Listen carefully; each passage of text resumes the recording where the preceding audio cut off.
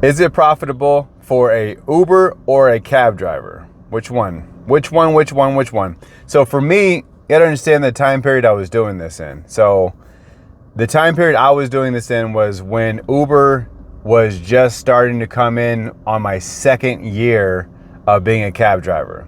So in 2012, I'd go out for my first year of being a cab driver. And the only way I would have ever been successful at all with cab driving was if they would have put me in the program that they had put me in.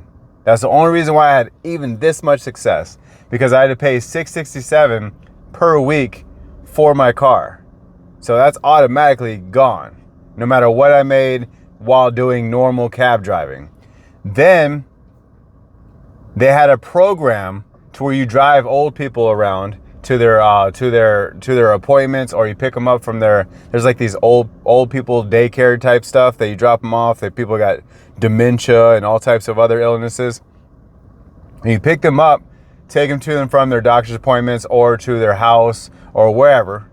Sometimes I'd pick up this one lady from church and I would take her to her house. That was the first time I ever been to a Mormon church. They made me stand outside. Isn't that crazy? Anyways, that's a whole nother story. So without that program, I was making $1,200, $1,300 a week just on the program.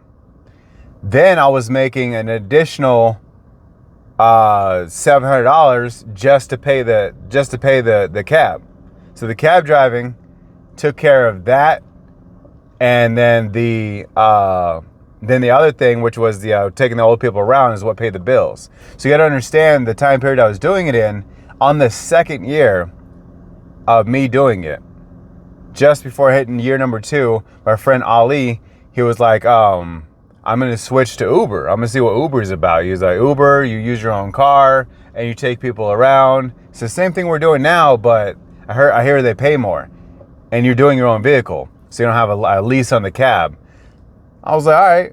So I was like, you know what? I was like, I don't know. I had mixed reaction to that. I was like, I wasn't really excited about it because I was still enjoying cab driving. Because for me, for one, all cabs back then especially were old retired cop cars. So for some reason I felt like I was driving a cop car, like literally like a cop car. I felt like just like this much like I was a cop, until I got pulled over. But you know what I'm saying?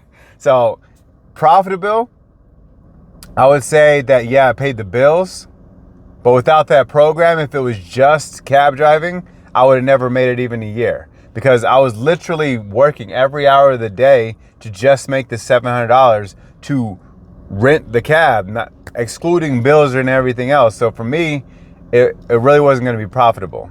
So they used people like me to do this program because of the fact that we were younger. We're like, we speak perfect English and everything was good. So they used us as like, hey, we got this other program over here. You guys do this. These other guys will do the cab. And there's people that were making good money from cab driving, but they had been doing it for years, and they have their regulars mixed with their regular calls, mixed with like, what I'm saying? Like all these people were really on it. My first year, I didn't have any regulars, obviously. And then on my second year, I started to get regulars for sure, but it wasn't enough to pay just the payment, If you've been doing it 5-10 years, you have regulars on top of regulars, and it compounds over time to where you could easily pay your cab fee just with regulars, and then do your regular, like as in like calls, and that'll be your bill money and all that. To me, it was a good time in life because it was fun to do. But I made more money. That was my money with Uber. But at the same time, I was using my own car, so I had to fix all the problems that happened with it. If problems happened with the cab, boom, they took care of it. Just like this car right here I'm in right now. I rented this car, so if something happens in this car, boom, it's all taken care of. And if this car goes out of commission, then I have a whole nother car I can use, like, because they're a rental agency. You gotta understand that. So like, when you're using your own car, sure, you may have enough money to fix it, but you still gotta wait to the time period to get it done. So for me, it made more sense to just rent the car. $800 per month is really not that bad. That's the cheapest you're gonna get. This is $29 per day. That is literally the cheapest you will get. So for me, it worked. So I would say, especially nowadays, I feel like, I don't know, I honestly don't know how cab drivers are surviving nowadays. I would say that maybe they're doing the programs like that, like I just mentioned, is doing, because I don't see them out on the road. All I do is see them at the airport, and then I see them every now and then, like early morning, taking someone down the freeway somewhere. But that's it. Like, I don't see, used to be cabs everywhere. Everywhere. Like, everywhere you look, there would be some cabs and stuff. Now it's like, I don't know, it's like spotting a Lamborghini. Like, oh, every now and then you see, like, oh, there's one. You know, it's like seeing a slug bug, you know, that type of thing. So I honestly don't know how cab drivers are surviving today. And if you're a cab driver, definitely comment down below on some of the opportunities that you're taking advantage of to be able to stay a cab driver, and what keeps you even being a cab driver. Why don't you just switch to Uber, Lyft, something other than that? Like, why continue down the path of a cab? Especially because we have the cyber cab being not released, but being announced on the 9th, which, what is that? What, today's 8th or what? Yeah, it's being announced tomorrow by Tesla. So the cyber cab, I don't even know if you can be a regular cab driver no more. Like, they're about to take over. They are coming for your position. All driver jobs, they are coming for your position. I promise you. That's why you got to get to do something else. Get to doing something else, okay? You got to understand that, like, that going through all these people not dropping off orders, people being late, people not going directly from the restaurant to there, people not clicking confirm, all these problems compound, and they will be replaced by robots. I promise you. I promise you. Amazon delivery driver is about to get replaced by a bunch of drones in the sky. Have you ever seen one of those drones before? I did. I mean, it wasn't in my area, but I've seen it. I've seen it before. I've seen a drone delivery happen. So understand that drones are on the way for delivery. So you got Amazon drivers out. They already replaced them in the factories, like going in and walking around. They used to be having to pick, pack, and ship, basically. That's how it would go. Now is a lot of pickings going on by automated systems. And then the pack is having automated systems. And the only thing that's doing now is the people that take it from they stack these carts, and then they bring it to the driver. That's easy to replace. And then you guys, driverless cars happening soon. All these prime vehicles are starting to become electric. That's easy enough. They can just automate all these processes. Once you got all this computer stuff, all this can be automated. The more electric vehicles we have out there, the more automated we can get, and the easier it'll be to just push gas right off the edge and just be completely electric. And then guess what? We have nothing but selfless drivers. You'll just be a passenger in there. For me, I like having some sort of control on the vehicle because I don't know, I just feel like I trust myself more than I trust a robot. Because you gotta understand, if a robot, just think about it this way, if a robot chose to hurt you, it could disfigure you like that. Like that. Yep, like that. And there would be nothing you could do to stop it. You're not stronger than a machine. If you start thinking in your mind you're stronger than metal, find a metal post and hit it as hard as you can and see who hurts more, you or that metal post. Because that's exactly what a robot is. A robot is all metal. Even if it has plastic or silicone or whatever, the internals is still metal. So you could hit it with something hard, and you know what I'm saying? Like, go over there, go get a bat and hit a metal pole. You get that shock in your hand, your hand hurts.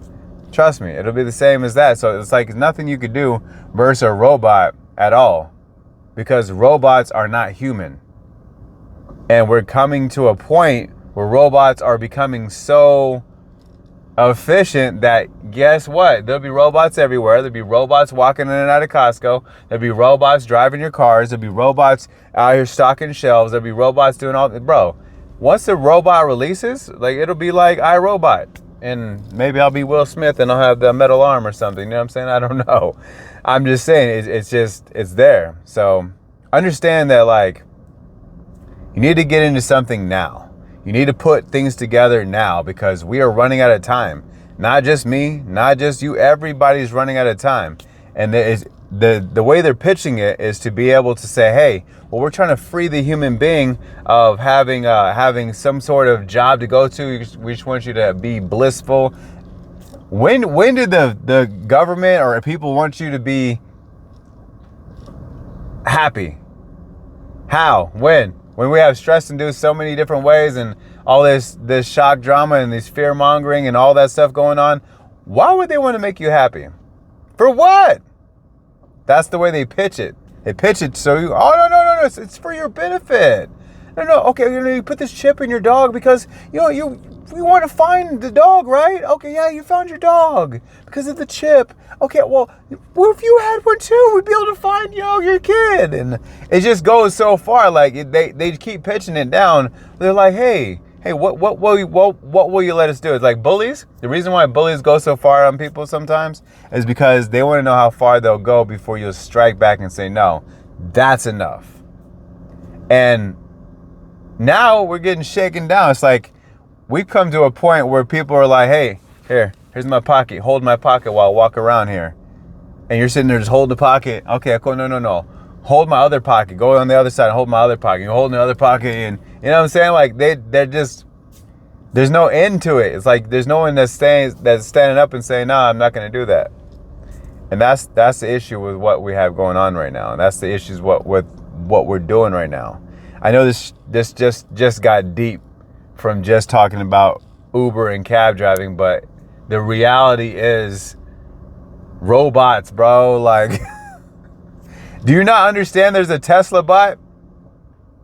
Okay, even if you're not just looking at the Tesla bot, there's bots all over China right now. But understand that a Tesla bot exists here in America, bro. It's not here yet. It's not out. Their prediction is to have it out in 2025. The past two events, they've shown you the progression of this bot. Don't you think they're going to show you again come tomorrow with the Cybercab? And look, you got the new Juniper, which is the Model Y. Look what we did, a cheaper Model 3. Look, we got the Cybercab. All this stuff is building. And when you have machines building machines and AIs learning AIs, things happen a lot faster. And that's why they're doing the things that they're doing. The AI builds other AIs. A machine is building other machines. That's how they're able to produce Teslas out like this. Isn't that weird? So like, let's say they're introducing a model. All right, cool. We have this model right here. It's brand new. We've never made this type of model at all. They make the mold a certain way, right? Boom. And then they make it more efficient over and over and over and over and over again. So the first 1,000 of them might have took quite a long time just to make them, just to get them out. And then, they have a line of people waiting to buy, and you're starting to fulfill some orders. And then all of a sudden, all the orders are out there, and then everybody and their mom could buy one right now if you wanted to. And that's how they work, is they start with something cool, and then they just build it, and then until it's super hyper speed. That's why their cars are so fast. That's why they pitched it that way. Hey, you can go from zero to 60 in this amount of time. You used to have to buy turbos and do all these extra stuff just to even accomplish some of these things. Now we're giving you instant power right here. Instant. Oh, sorry, I got itchy nose. But we're giving you instant right now.